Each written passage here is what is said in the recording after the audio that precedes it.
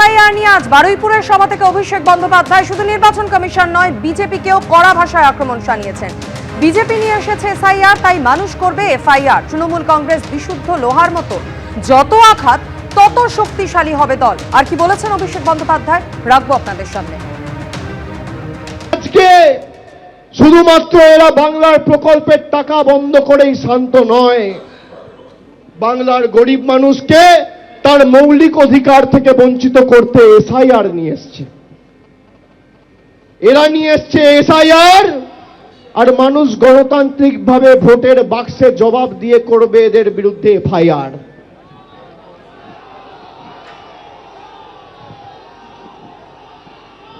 বিশুদ্ধ লোহা দেখেছেন, সেই লোহাতে যত আপনি মারবেন, যত আঘাত করবেন, লোহার উপর যত প্রহার করবেন, যত পোড়াবেন, যত তাতাবেন, সেই লোহা তত শক্তিশালী হয়। তৃণমূল কংগ্রেস দলটা বিশুদ্ধ লোহার মতো, যত আপনি অত্যাচার করবেন আর যত আপনি আঘাত করবেন, তৃণমূল কংগ্রেসের কর্মীদের মনোবল তত চাঙ্গা হবে আর দল তত শক্তিশালী হবে। আমি তো প্রায় 2 মাস আগে বলেছি যে এসআইআর করার পরেও আপনার যত শক্তি আছে আপনি প্রয়োগ করুন, তৃণমূল কংগ্রেসের আসন সংখ্যা বাড়বে। বলেছি কিনা? বিজেপির নেতাদের ক্ষমতা থাকলে চ্যালেঞ্জ অ্যাকসেপ্ট করুক। নাগরাকাটায় খগেন মুর্মুর উপর হামলার ঘটনায় এবার মালদার চাঁচলের সভা থেকে আক্রমণ করেছেন শুভেন্দু অধিকারী। তিনি বলছেন, নাগরাকাটায় খগেন মুর্মু ত্রাণ দিতে গিয়ে রক্তাক্ত হয়েছেন, বদলা যদি চান তাহলে বদল আনতে হবে। শুনুন। আমাদের রাজ্যের জনপ্রিয় আদিবাসী মুখ খগেন মুর্মু মহোদয় রক্ত দেখেছিলেন নাগরাকাটাতে, দেখেছেন?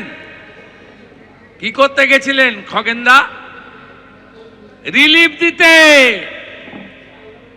ভোট চাইতে না। রক্ত দেখেছেন কি? হ্যাঁ কি না বলুন না। বদলা চান তো? বদলা যদি চান, বদল আনতে হবে। হ্যাঁ কি না বলুন। খগেন মুর্মুর রক্ত, খগেন মুর্মুর রক্ত। আর বাড়িতেই শুনানির প্রক্রিয়া হলো প্রাক্তন মন্ত্রী ও প্রবীণ সিপিএম নেতা কান্তি গঙ্গোপাধ্যায়ের। কান্তি গঙ্গোপাধ্যায় রায়দিঘির মথুরাপুর 2 ব্লকের কুমড়োপাড়ার বাড়িতে কমিশনের আধিকারিকরা পৌঁছে যায়। বিডিও অফিসে গিয়ে শুনানিতে অংশ নিতে চেয়েছিলেন কান্তি গঙ্গোপাধ্যায়, কিন্তু শারীরিক অসুস্থতার কথা মাথায় রেখে বাড়িতেই শুনানির প্রক্রিয়া সারল নির্বাচন কমিশন। ম্যাপিং এর সমস্যা হওয়াতেই শুনানির নোটিশ গিয়েছিল। দাবি 221 নম্বর বুথের বিএলওর চূড়ান্ত তালিকায় নাম না থাকলে আইনি পথে যাওয়ার হুঁশিয়ারি দিয়েছেন কান্তি গঙ্গোপাধ্যায়। আমাদের প্রাক্তন মন্ত্রী কান্তিবাবু, ওনার ম্যাপিং করতে পারছিলাম না, তা নোটিশ দেওয়া হয়েছিল।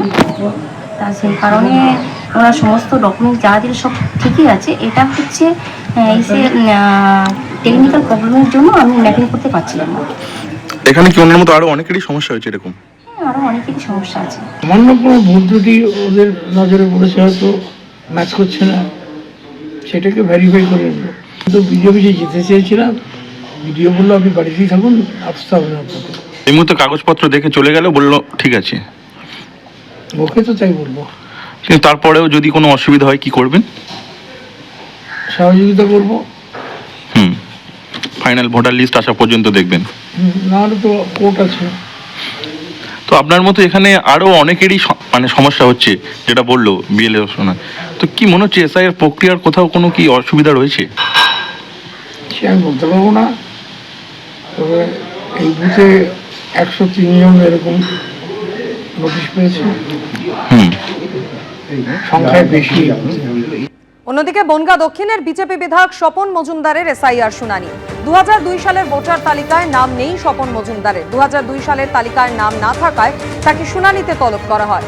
বনগাঁ ব্লকের পাল্লা গ্রাম পঞ্চায়েতের বনগাঁ মাদ্রাসায় শুনানিতে হাজির হন স্বপন মজুমদার। শুনানি কেন্দ্রে গিয়ে নিজে হাতে তিনি নথিপত্র জমা দেন।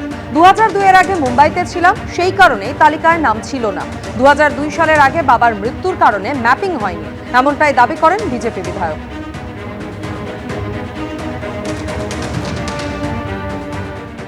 আজকে আমাদের নির্বাচন কমিশনের নির্দেশ অনুযায়ী এসআইআরে যাদের 2002 এর ম্যাপিংয়ে নেই তাদেরকে হিয়ারিংয়ের জন্য ডাকা হয়েছিল। যেহেতু আমার বাবা মারা গিয়েছে 2002 সালের আগে, তার ডেথ সার্টিফিকেট আছে, আমার 99-এর পাসপোর্ট আছে, বার্থ সার্টিফিকেট আছে, এসসি কার্ড আছে, আমার দিদিমার 93-র ভোটার লিস্টের এবিপি আনন্দ এগিয়ে থাকে, এগিয়ে রাখে।